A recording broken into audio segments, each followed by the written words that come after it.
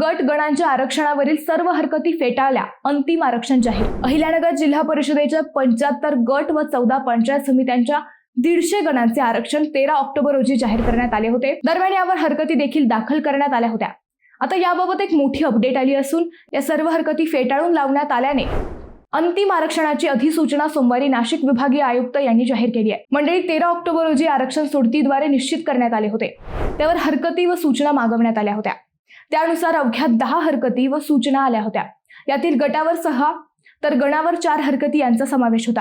त्यावर जिल्हाधिकारी डॉक्टर पंकज आशिया यांनी सुनावणी घेऊन त्यावर अंतिम निर्णय घेण्यासाठी नाशिक विभागीय आयुक्तांकडे निश्चित करण्यात आलेले आरक्षण पाठवले होते।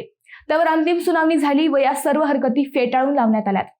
आता एकदा फायनल झालेल्या आरक्षणावर नजर टाकूयात। जिल्हा परिषदेच्या 75 गटामध्ये 9 अनुसूचित जाती त्यापैकी 6 महिला, 7 अनुसूचित जमाती त्यापैकी 4 महिला, नागरिकांचा मागास प्रवर्ग 20 जागांपैकी 10 महिलांसाठी, सर्वसाधारण 39 जागांपैकी 19 महिलांसाठी राखीव असे आरक्षण जाहीर करण्यात आले आहे।